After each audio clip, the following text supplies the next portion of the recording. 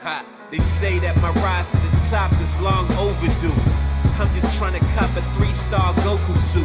A better yet, a Senketsu that fits over loose. Equipped with a light fiber microphone, my flow the truth. Don't let these haters rule over you like the student council. Cause if they see you making moves, then they'll never doubt you. Keep that scissor blade sharper than a surgeon's scalpel. I'm hungry like a back alley doc eating by the mouthful. Hello everyone, and welcome back to Let's Pull the Trigger on a Podcast. The podcast where shit happens. I don't know. Lots of stuff happened. I didn't know. Good segue. I guess it's the podcast where you hug your best gal pal until she stops being a monster. Yeah. There we go. And nobody dies of blood loss. Nobody dies of blood loss. I'm Fire Princess Lily, and I'm joined, as always, by my good friend, Dr. Sea Monster. Hey, Doc, how you doing? Good. Good. Good. Anything cool been going on since we last recorded? Not particularly. Just kind of been taking things easy. Not much to do. Played with some of those new magic cards called Jumpstart. That's pretty fun. I rewatched all of Steven Universe Future.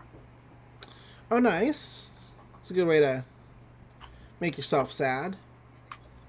I think it's pretty cathartic, and also there's a bunch of stuff I kind of missed on my first watch. Not like I wasn't paying attention, but like there's themes and motifs that are more apparent on a rewatch. I see. And it definitely benefits. About yourself? Working. Had to talk to the cops last week. Fun. Which was crazy. Somebody pulled up to my job. In case for those listening don't know, I do security work at a grain processing facility, and somebody pulled up to my job site in a stolen car. Probably whacked out of their mind on some kind of substance. Whacked out on goofballs. Because they were asking for somebody. They were asking for the person who they stole the car from. It's nuts. Wow. Yeah, this guy pulls up, asks for this lady who does not work where I work. I'm like, man, that person not here. And he's like, that's ridiculous. She totally is, and I need to speak to your supervisor. I'm like, well, I am my own supervisor, but here, I'll get somebody else to tell you the exact same thing that I told you. And then they sped the fuck off. So I look up the name this guy gives me, right, on Facebook, because it's a pretty particular name. It's not like a Ben Johnson or something where there's like a million of them. I'm like, this name seems like there's maybe 5 of these people existing on the entire planet. And I pull it right up, and it actually turned out he gave me like a fake name, which still worked out to my benefit, because the first post on this guy, on the name that he gave me, is this lady that this man asked for, asking people to be on the lookout for her stolen car that I just saw. So I was like, damn, that's nuts. So, I sent her a message like, hey, your car's in this area of Washington. That's where it is. And then I got to talk to the cops. Fun times. Real weird. Other than that, I just I've been chilling. Very chilling. Watching different shows like The Owl House and Rise of the Teenage Mutant Ninja Turtles, which, if you're not watching Rise of the Teenage Mutant Ninja Turtles, you are absolutely missing out. You're missing out so hard. That the animation work is so clean, and the characters are different from how they normally are, so it's like its own original thing. And but I also feel like it just encapsulates the characters. Like, yeah, sure, Raph is rude but cool, but he also really cares about his family, which I feel, comes through in the original iterations of and the multiple iterations of the Teenage Mutant Ninja Turtles, but it really comes through in this particular series. So I mean, you should watch it. You should absolutely watch it. I don't know why. I mean, I know why people aren't, because they're like, oh no, the animation has that quote unquote Cal art style, which is dumb. That's a dumb fucking excuse. One, two. The person who came up with that term is fucking garbage. He's a fucking garbage person who came up with that term because people wouldn't hire him because he's garbage, and it serves absolutely no purpose. It's not even real. It's not real. I mean, I know that y'all grew up on Ren and Stimpy and you love John K so much, but he's a garbage human being, and y'all can, like, stop sucking his dick. Yeah, I have seen some videos that completely dissect and destroy the blah blah blah CalArt style argument, like very thoroughly.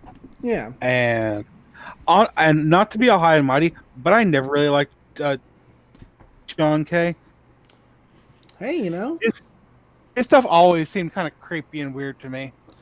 I've never been big on the whole, like, gross out humor in animation thing, which is what John K thrives on. So I understood that people liked, like, shit like Ren and Snippy, and that was fine for them.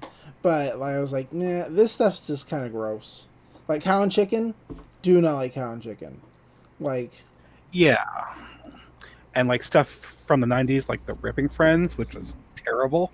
I did like Rocko's Modern Life, but that had more comedy than gross out. That wasn't John K. Yeah, I know that wasn't John K. But yeah, that's a show that's a show that has a better balance of like different kinds of comedy and a little bit of gross out. Yeah, that's what I meant. Like, I don't appreciate gross out humor, like, at all. It's not my thing. It actually makes me feel sick, even though it's animation.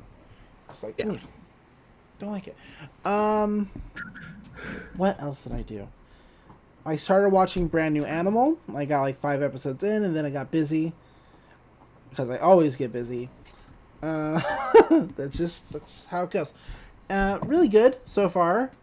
The main character is interesting in that she doesn't want to be a beastman, but she doesn't have any problems taking advantage of the benefits being a beastman gets her, as few and far between as those are. So I don't know, I'm not sure how I feel about her necessarily, just yet. The protagonist? Yeah, the protagonist. I don't know how far you got into Brand New Animal. I have not checked it out yet. Oh, I'm sorry. I might check out an episode or two between, like, soon. The animation's clean, but it's Studio Trigger, so it's always clean. Yeah. Gosh. Just looking through the list of Studio Trigger properties right now. Don't want to watch Darling in the Franxx. Gonna have to watch it.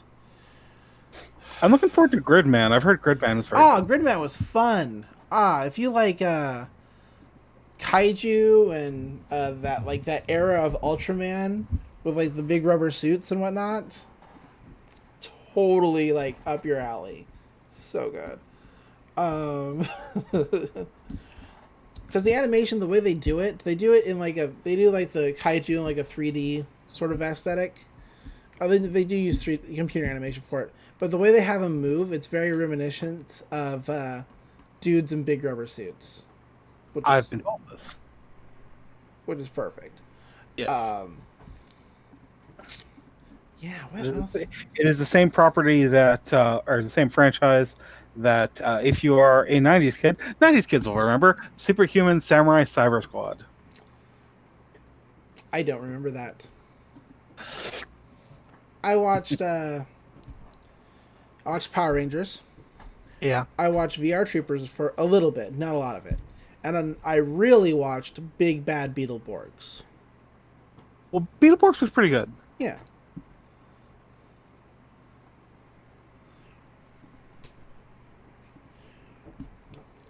Superhuman Samurai Cyber Squad was another attempt at localizing a tokusatsu TV show by a different company. So, in the technical sense, yes, it was a Power Rangers ripoff, but it kind of just did its own thing. It had Tim Curry. That's weird. He voiced the main antagonist. You'd think it would do better. It wasn't. I don't. Okay, I haven't seen it in 20 years, so I can't say that it was good or bad. But I don't. I have fond memories of it. I remember it, like at the time. I remember it being goofy. Well, no. What I mean by that is you would expect it to be more prevalent in the social zeitgeist. I guess is like because it's Tim Curry. Everybody loves Tim Curry.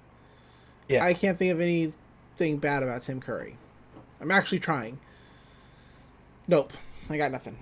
Seems like a stand up kind of guy. Class act all the way. What else I do? I watched wrestling, of course.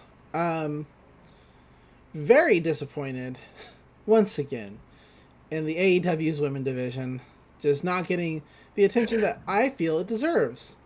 So I've been talking about that tournament, right? That they've been planning. Yeah. It is going to be completely on YouTube. It's not going to get any TV time whatsoever. Which seems like a double-edged sword. On the one hand, you have a show that's completely dedicated to the women forever, how long that ever lasts, right? So, Yeah. on the one hand, okay. On the other hand, like, it is still relying on people to log into a second platform to watch something that they're not necessarily advertising very heavily or very well. Like there's a lot of like confusion on how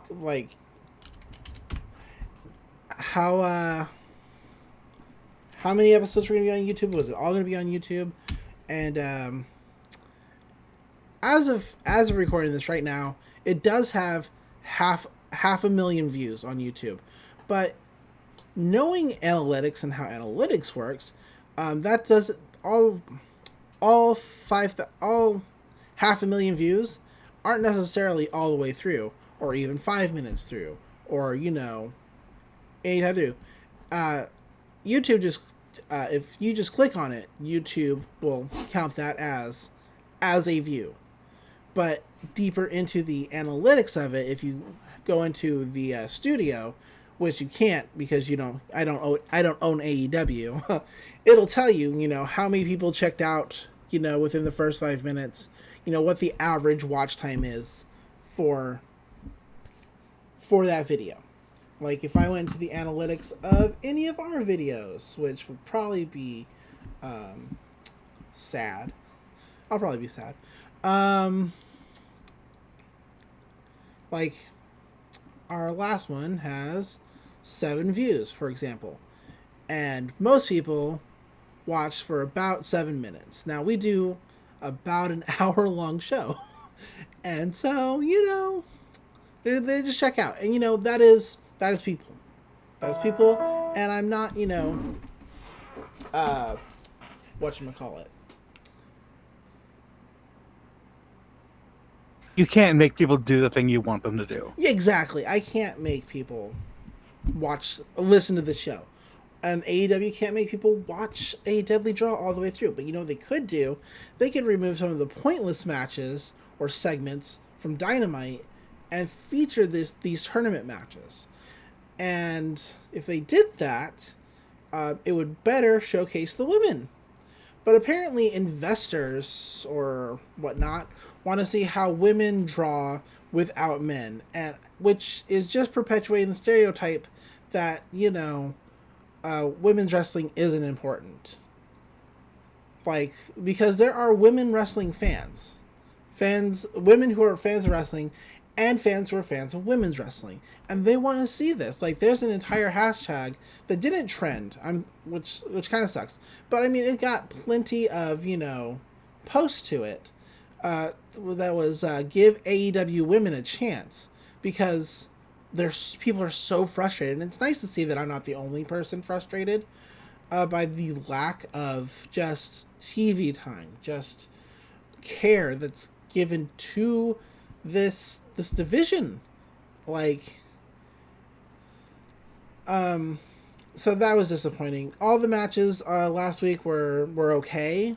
Like on the main show, I could have cut maybe not whole matches. I mean, I would have cut Best Friends versus Proud and Powerful, and I like both those tag teams. I do, but I could have cut that. That didn't necessarily need to be on this week, along with everything else. I would have cut minutes off the 12-man tag, which was better than the 10-man tag was the week previously. I could have cut minutes from the Cody and Matt Cardona versus the Beaver Boys, because it was a squash match. I mean, the Beaver Boys had a quote-unquote good showing, but they were always going to lose. And that means it is still a squash match, even if you have an impressive showing. You still get squashed. Yeah. People trying to tell me that's not a squash match. I know what a squash match is. Anyway, so it's disappointing. And what really sucks is that nobody will take, like, responsibility for booking the women. Like, you talk to Brandy Rhodes, and she's like, look, I fought tooth and nail to get a tournament, and we almost did not get that, and that's all I've done with the women so far. It's like, okay. Kenny's like, I'm not doing anything, with, like, the women, even though people said that he's in charge of the division. So he says that he's not, so who's booking it? Nobody knows. And it's like, I get it. You don't want to be the person with, like, the big red arrow pointing down at you saying, this person right here is fucking up. But somebody needs to take some fucking, responsibility and book better. The women this week on Dynamite had from entrance to bell. That means both competitors' entrances to the end of the match, 3 minutes. 3 minutes of TV time. That's 1 minute for entrances, 1 minute for a match, and 1 minute for the aftermath of said match. That's awful. It's not good. So, I would just like them to do better. I would have also shaved at least 2 questions off the Jericho and Orange Cassidy quote-unquote debate. You could have done it in 3 and gotten the exact same results that they got off that thing. Like, it's cool that Orange Cassidy had a great answer for global warming because it's funny. Sure. That could have easily been the second question. And it's cool that he came through and he tore Jericho apart verbally at the end of it. Absolutely enjoyed that. But there are 5 questions in total, and for 3 of them, Orange Cassidy just stands there and doesn't say anything, which is his gimmick. That's his gimmick, right? It's fine. I don't mind that. I just mind that that 2 of those questions were time to just give Jericho talking time, which could have been better spent on the division that's not getting any attention, hardly.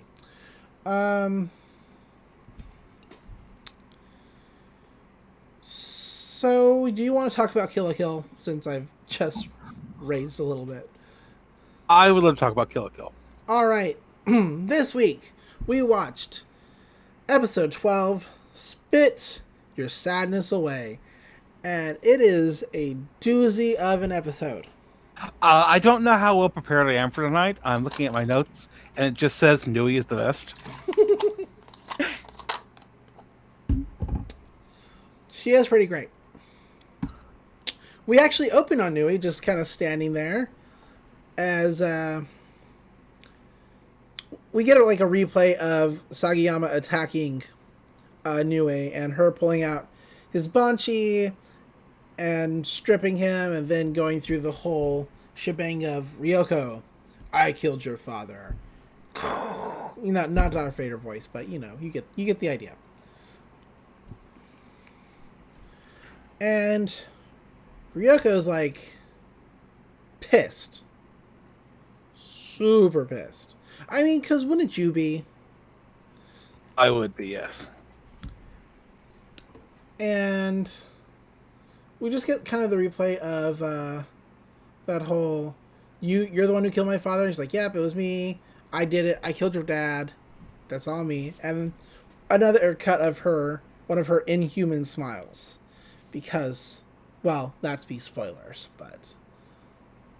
And that's sort of how the episode opens before Ryuko suddenly attacks Nui, and it's an effortless block.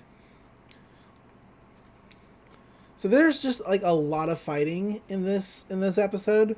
So if I'm like, there's fighting here, fighting there, blah blah blah. That's just it kind of is. It's a good episode, but it is a lot of fighting. But it's action. It's front loaded with action. Front loaded with action. But after the title sequence, we cut back in on them fighting, and Ryuko is swinging with everything she's got. She's like, my dad said so long as I held the scissor blade, I would find out whoever murdered my father, and boy, he was right. And as she's like just swinging in full bore, Nui is just like being cute pink girl, carelessly or easily deflecting everything that Ryuko is swinging at her. And she's like, yeah, you're right, you found his killer. And she's like, why did you do it? Why'd you kill my dad? And she's like, you know the reason why. And she's like, no, I don't. I didn't know really anything about my dad. And she's like, yeah, but you're wearing the Kamui. And she's like, oh, Sanketsu's like, yeah, your dad meddled in things that he shouldn't have, and so he had to be fucking killed. That's just how it goes. And she dodges a big attack from Ryuko, and she's like, you're wearing, it was taboo, but taboos feel really good, don't they? She like weirdly scrapes like her fingers across Sanketsu. Sanketsu, not enjoying this. He's like, oh god, that sucks. Her hands are so cold. He extends his eyeball to like get Ryuko out of the way, more or less. Yeah. Nui is like, wow, that's so silky smooth. That's 100% life fibers for you. And Ryuko's like, hey, stop dodging my questions. And Nui is like, I'm not dodging any of your questions, She's like, we finally got the chance to meet, so let's do something more fun. And Ryuko's like, why would I want to play around with the person who killed my father? And she's like, well, that's a narrow-minded view. Love and hate are two sides of the same coin. So, the more you hate me, the more you actually love me. More or less. And Ryuko's like, no, that is not what that means. And Nui says, like, you're so lovely when you're angry, Ryuko. And Ryuko tries to slice her. She just flips out of the way. And Saketsu's like, could you calm the fuck down? Like, your blood is, like, way too hot right now. And you are way too worked up. This is not going to work out for you. Nui is creepy as fuck and it's great. Yeah.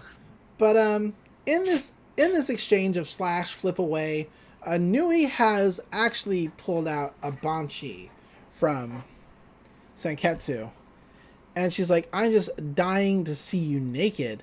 And she pulls it out, and Sanketsu, like, starts freaking out, like, doing his best to just kind of, like, hold together. And Ryoko's like, what the fuck is going on? But Sanketsu manages to hold his form.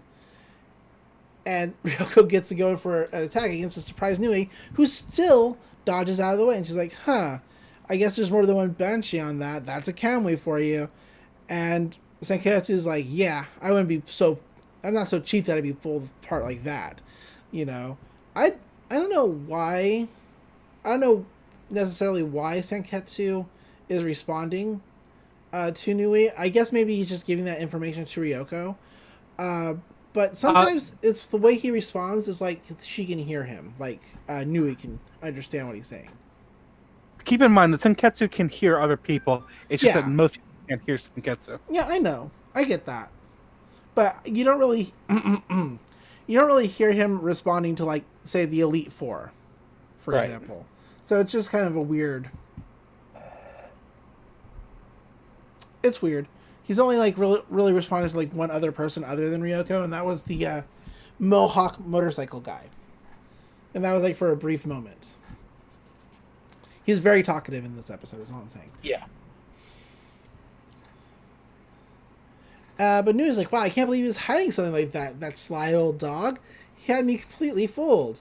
And we get more of Nui's inhuman face as it cuts into a flashback. We see Dr. Matoy, who's like, who the hell are you? And she's like, I'm here to play. And he's like, that's cool. I don't have time to play. And this is 6 months earlier in the Matoy Underground Laboratory, as we're told by the titles.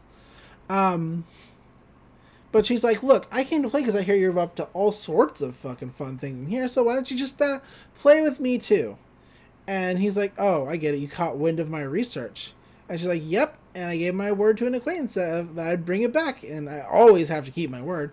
She pulls out a tape measure, like a tailoring tape measure, and starts whipping it around, and it does cut Dr. Matoy. After he dodges for a little bit, he tries to pull Nui closer to him, and he actually kicks her hard in the stomach, which only causes her to like come back and try to slice him up even further with her tailor tape. The slices on his coat heal up, and she's like, oh wow, that's a shape memory lab cup, huh? I mean, that's made with life fibers, I suppose. That's pretty smart. I guess that means I can actually just go all out. And her tape measure now gets like teeth, and she starts swinging even faster. And she knocks Ishin through a wall. And she's like, all right, now it's your turn to stop holding back. It's no fun to play if you don't go all out. I'm going to kill you. And this is when Ishin Matoy pulls out a giant pair of scissors, which destroys not only her tape measure, but cuts a big X in her, like, torso. And he's like, these are my rending scissors. They can cut through life fibers and kill them. Like, that's what I've been working on. Rah. And Nui's only complaint at this point is that the name Rending Scissors is fucking terrible. It's awful. And Ishin's like, it doesn't matter to a scientist how well something's named, so as long as the results are good. And Nui's like, hey, you're pretty good with those whatever scissors, and she's dodging all his attacks. But it doesn't... you need a lot of strength to like wield those things, and you really should exercise more because you look worn out as fuck. And he's like, look, a scientist only hits their stride at when they get to 60, but this is when she takes the scissors from him and cuts him right across his shoulder, and his lab coat does not heal. She's like, oh wow, these really do kill life fibers. That's amazing. She's like, wow, you're really smart. These scissors are a force to be reckoned with. And then she starts torturing him, of course. Stabbing him with his own scissors. Saying things like, how does it feel to have your life taken away by the very research that you dedicated your life to? Feels pretty good, right? It's the best. Because Nui is creepy. She's like, aren't I nice to do this to you? And Matoy's like, just spare your drivel. And she's like, yeah, I'm going to take these with me. Ryuko's voice can be heard, and she's like, hey dad, you called for me, or whatever, because she's coming back from school. And that's when Ishin gets the upper hand on Nui by taking half of the scissor blade, cutting out her eye, which is why she wears an eye patch.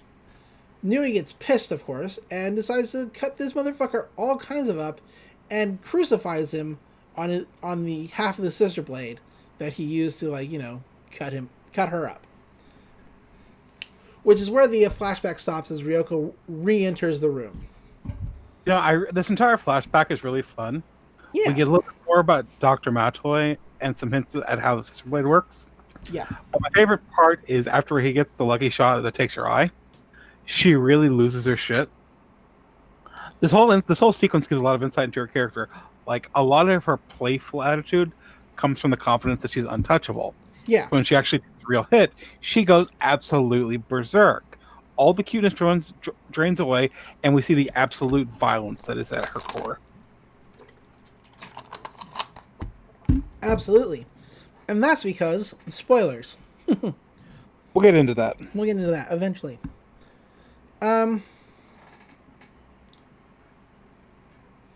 So we cut back in on the fight between Nui and Ryuko, and Sanketsu's like, so So half of the running scissors were stolen, but he managed to keep me hidden. Pretty smart. Pretty great. He's like, I expect nothing less from Dr. Matoy. And Ryoko's like, so it was you I saw that day, running away? And she's like, yep, it was. If I had known a cute thing like you was coming, I would have stayed put instead of running. And Ryoko's like, get serious. And Nui's like, do you think you really could avenge your father like this? You couldn't. Nope. This is when Ryoko's blood starts boiling over. Like, all the red parts of Sanketsu are actually, like, boiling like water. I guess that's just where her blood is. But he's like, hey, you need to calm down, otherwise I can't keep myself together. This is going to be real bad for you. But she can't calm down, and Sanketsu, like, erupts in, like, a sea of blood into, like, a monster, which quickly swallows up Ryuko. Nui, of course, is just creepily laughing along because this is exactly what she wanted. And Ryuko is transformed into, like, a horrendous-looking monster thing. Like, her head is attached to her shoulder. She's got a giant arm. Her scissor blade is fused to her other arm. She's got, like, spikes through her legs. Her skin's turned, like, dark blue. It's a complete horror show. It is. For those who haven't seen it, but the only way I can kind of compare it to is, like, one of the witches from Madoka Magica. Kinda. Yeah. Not quite, but you get kind of an idea. Or if you're a Digimon fan, she evolves into Skull Greymon. She evolves into Digivolves into Skull Greymon. We cut over to Satsuki. Is like, damn, is that what you were really after, Nui? Is that what you wanted? This is fucking terrible. This is bad. This is not what I wanted. She's like, I'm going down now. I've got to, take care of this. I'm the only other one with a Kamui, so this is my duty. We cut back into Ryuko shit punching the arena and just destroying it.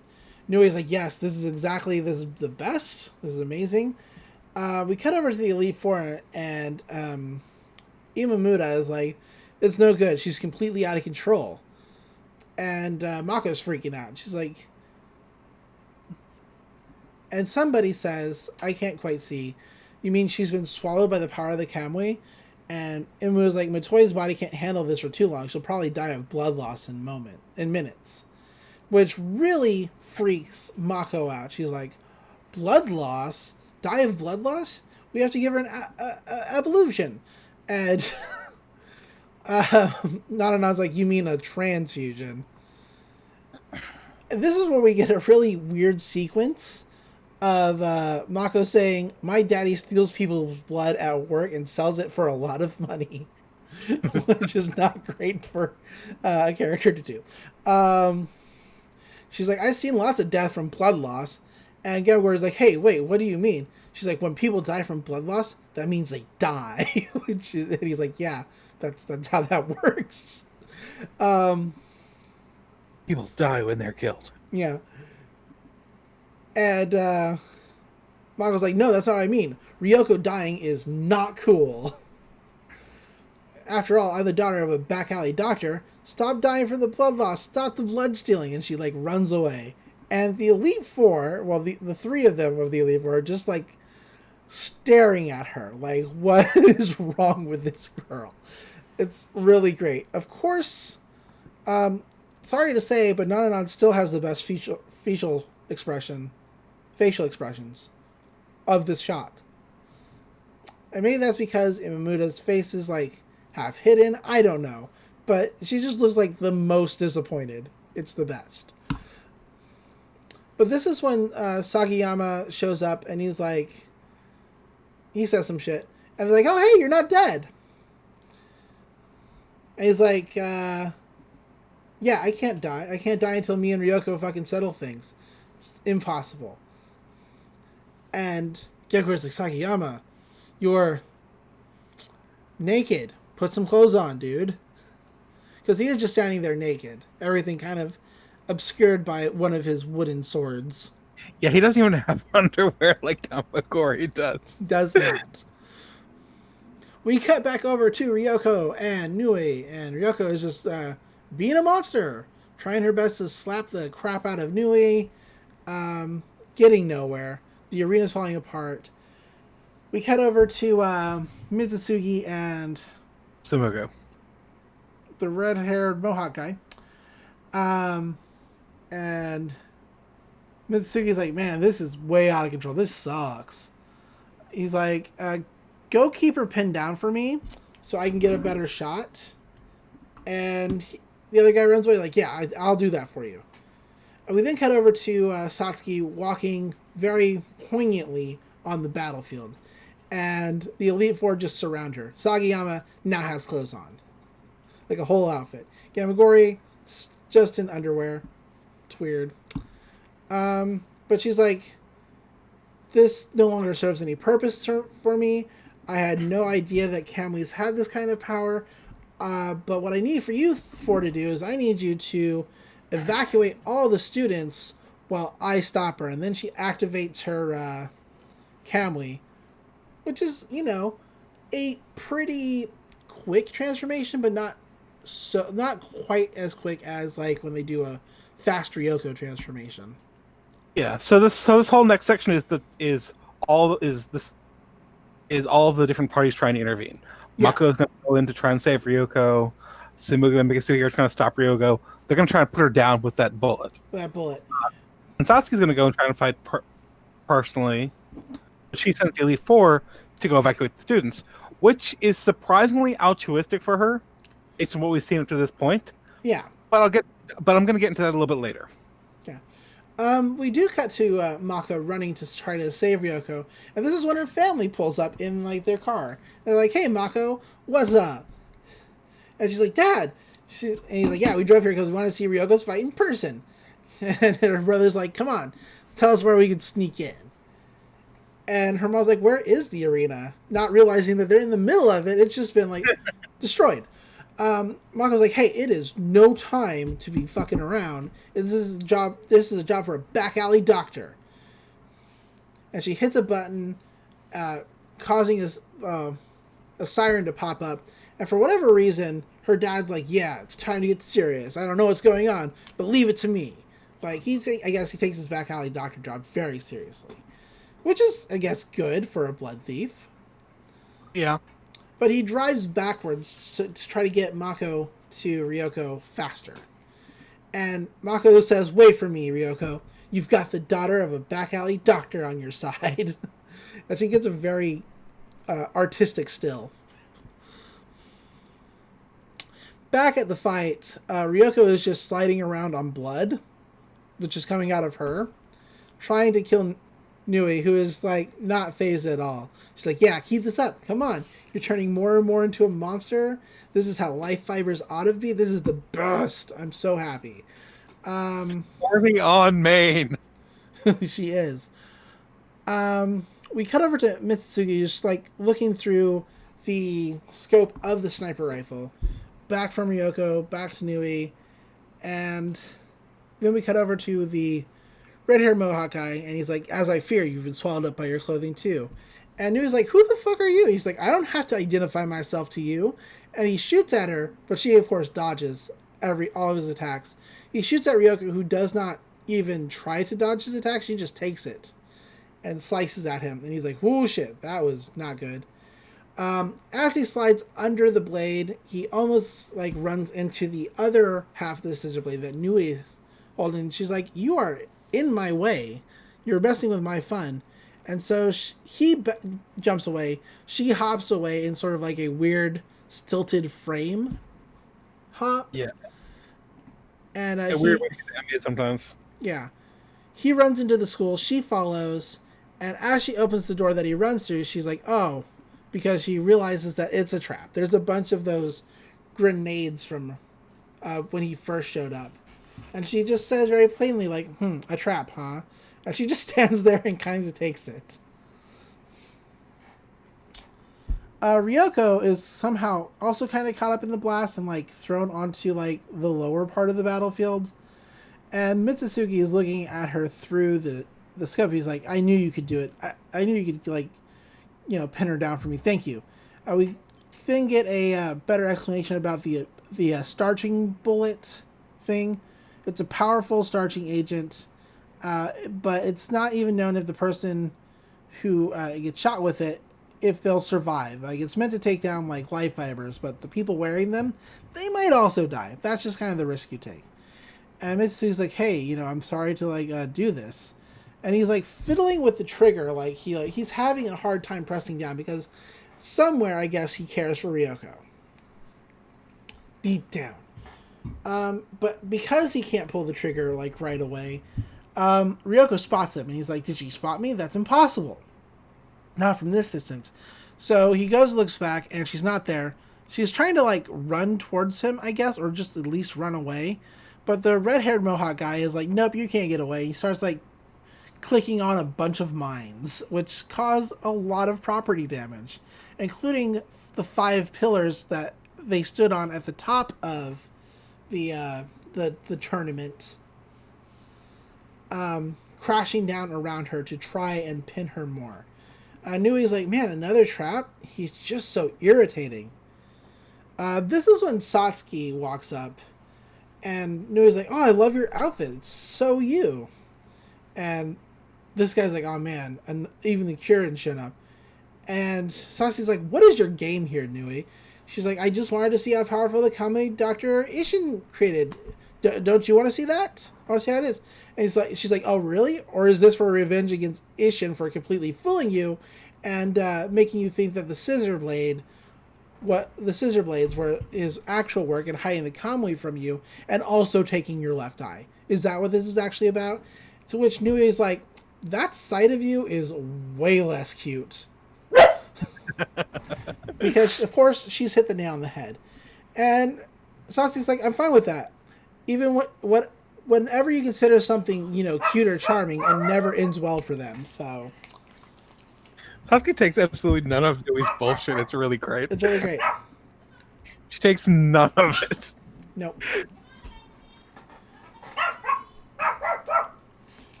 Sorry for the dogs. Ryuko is, like, getting up out of, like, molten lava, and Nui's like, well, she's gonna just keep coming for me.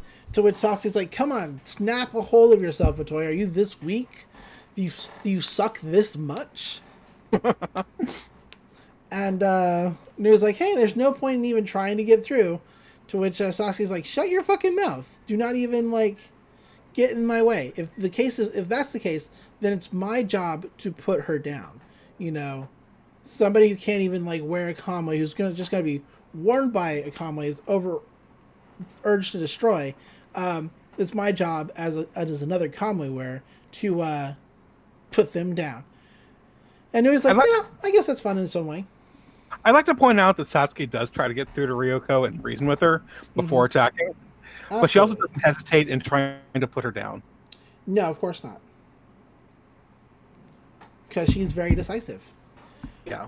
Mitsusugi lets his man know that it's time to back the fuck away from there because he should not get involved in whatever this is about to be. Satsuki and Ryuko square up, which leads to a bunch of star explosions. And them just kind of striking back and forth, blocking and dodging, running around. Lots of fight in this scene. But they seem to be... And they fight. Yeah. They seem to be evenly matched, even as their attacks cause like a literal tornado or typhoon of fire, leaving the school decimated. And Nui is like, wow, this is amazing. I could never intrude upon this world that's just for you two. And Satsuki's like, and it would be amusing if we killed each other. That's what you're thinking, right? She's like, no, of course not. No way. And Satsuki's like, yeah, well, it wouldn't happen anyway. A girl who is merely being warned by her kamui is no match for Satsuki Kirin. And she gets into a really cool attack pose stance, and her power is just like Dragon Ball Z at this point. Ryuko is also doing some Dragon Ball Z of her own. Like, their power levels are just skyrocketing. Ryoko's red, Satsuki's blue. And they just stare each other down for a moment. And Satsuki's like, let's end this. And they charge. The two of them have an absolutely classic red Oni, blue Oni dynamic. Yes, absolutely. But as they charge, Mako cuts in. She's like, don't do this, Ryuko! And the family is driving as fast as they can. And as the two auras collide against each other, it creates a star shower of black and silver, multicolor, just stars. It's insane. And Mako is swimming through it. Literally. It's pretty good. Mako's great. She's just shouting Ryoko's name over and over again as she like swims through this. She latches on then to Ryuko, just hugging onto her. And immediately the star fields and energy just dissipate. While Mako is being burnt on Ryoko's really hot skin. Nui's like, this sucks. Why are you interfering like this? And she's going to go kill Mako, but she's stopped by Sasuke, and she's like, just hold your tongue and watch. Because, spoilers, Satsuki doesn't actually want Ryuko to die. Sorry. But Mako's like, come on, didn't you say you didn't want to actually avenge your father? You just wanted to know him better? Like, she's like, you're acting just the way, like, I acted previously, like a monster rampaging and destroying the school. That's just how I was when the Fight Club soared to, like, big heights and you had to stop me. So I'm not going to give up on you. When I was drunk on power, you're the one who brought me to my senses. So now it's my turn. I'm not going to give up on you because we're friends. Power of friendship. She's like, I'm going to bring you back, Ryuko. She gets her classic, heavenly angel chorus / spotlight thing. Half of her is burnt, which is pretty neat. She's like, I'm going to bring you back, Ryuko. And she slaps Ryuko, like, a lot. I don't know if it's just this frame repeating a lot, or if it's actually Mako just slapping the shit out of Ryuko. But boy, does it replay. So either way, it's just a lot of slap happening right now. But it is effective. There is some steam released, and all of Senketsu's life fibers pull back to their appropriate places.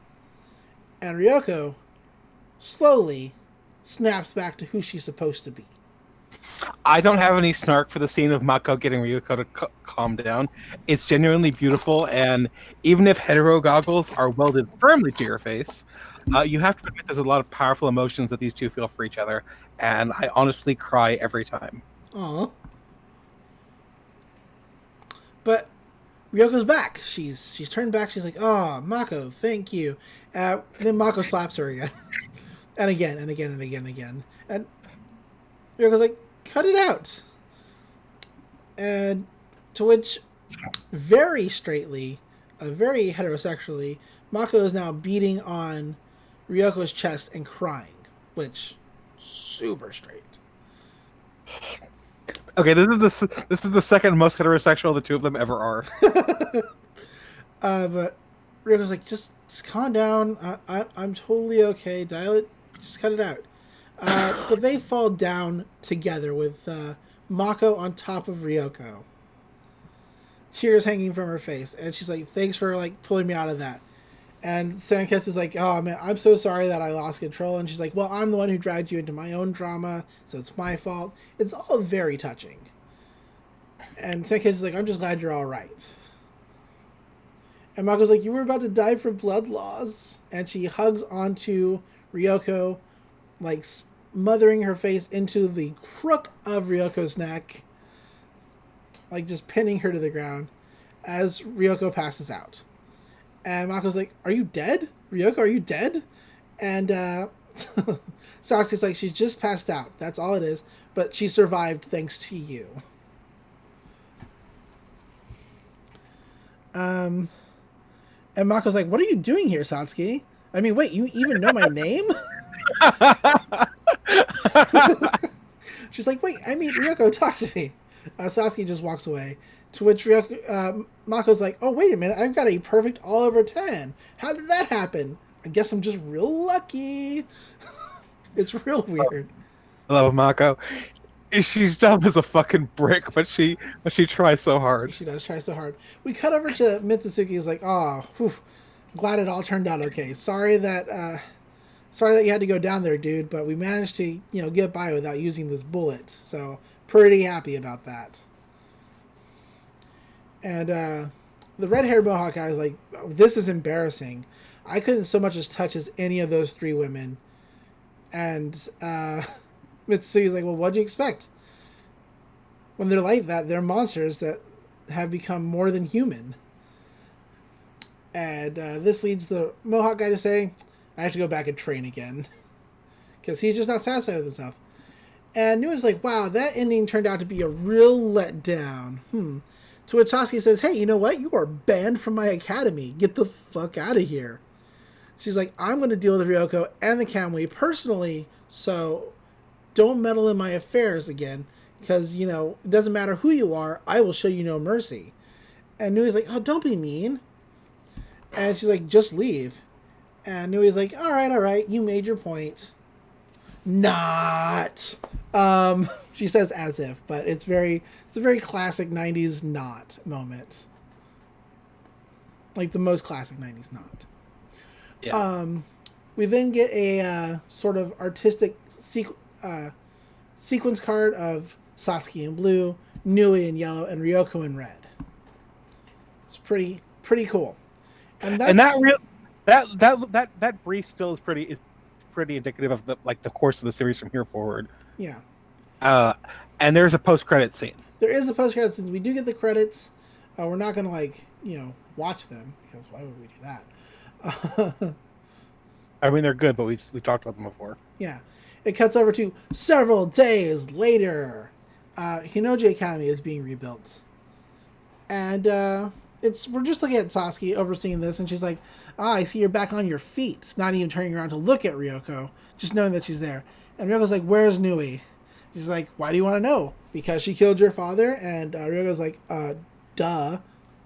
And she's like, "Look, it was me who ordered her to steal the rending scissors from Ishima Toy. So if you're going to be mad at anybody for what happened, be mad at me.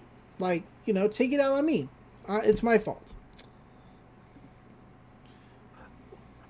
Ryuko confronts Satsuki, and I don't want to get into it too much now, but it's kind of interesting that as soon as things have calmed down, Satsuki is back on her authoritarian bullshit. Yeah. And she's blatantly lying about what her relationship with Nui is, and she's saying things that clash with everything she's done over the past 2 episodes. Absolutely. Because she's got a plan. Oh, yeah.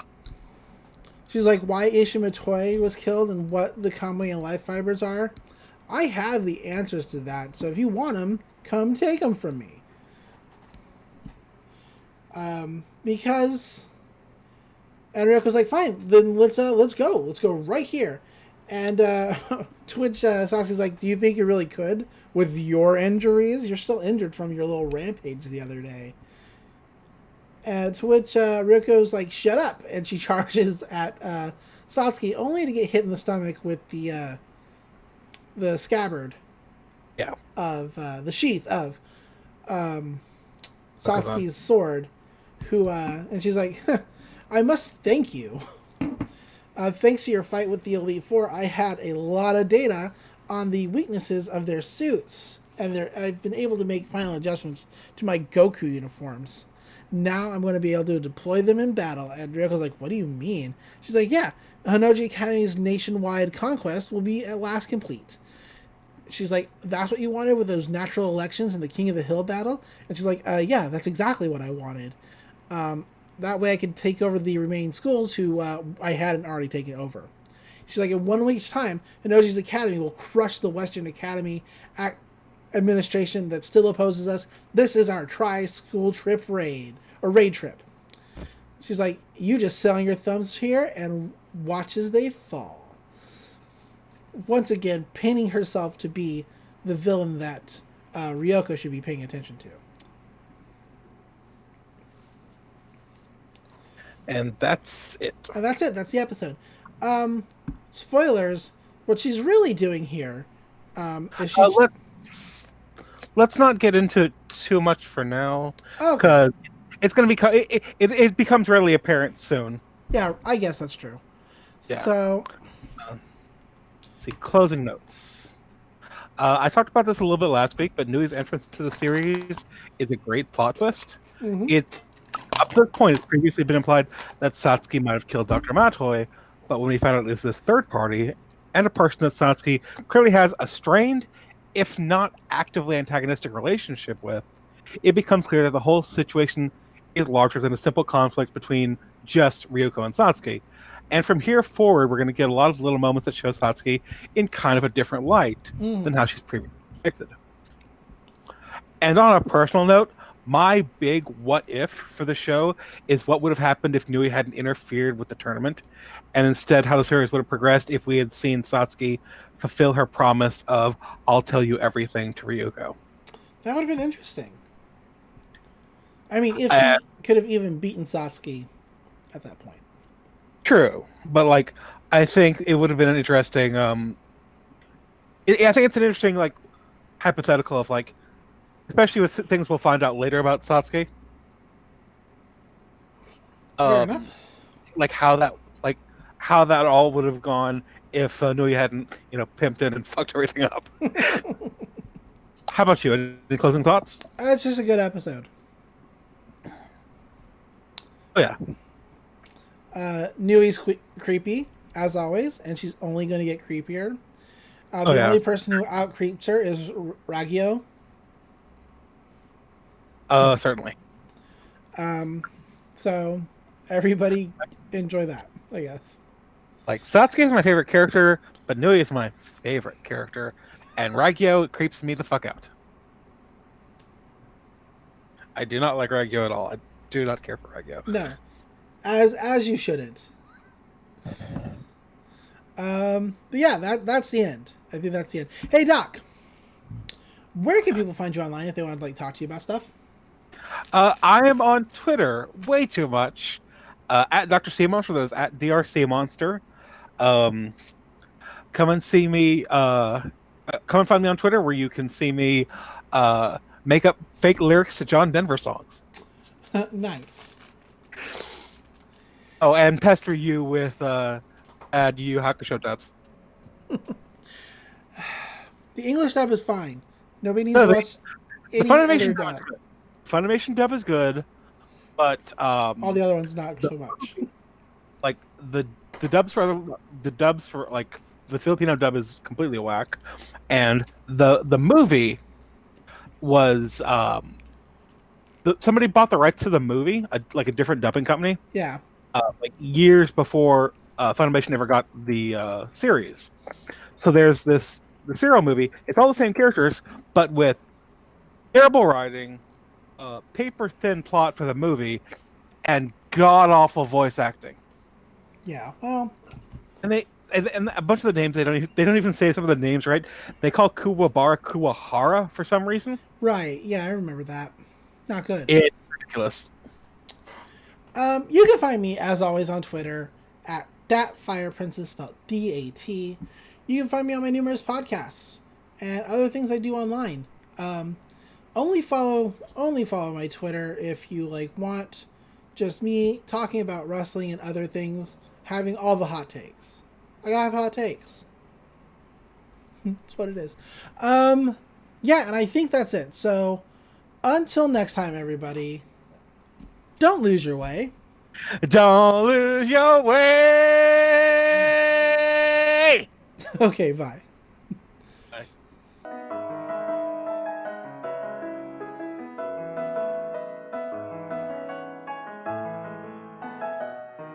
Ha, they say that my rise to the top is long overdue. I'm just trying to cop a 3-star Goku suit. A better yet, a Senketsu that fits over loose. Equipped with a light fiber microphone, my flow the truth. Don't let these haters rule over you like the student council. Cause if they see you making moves, then they'll never doubt you. Keep that scissor blade sharper than a surgeon's scalpel. I'm hungry like a back alley doc eating by the mouthful. I'm not trying to be one star.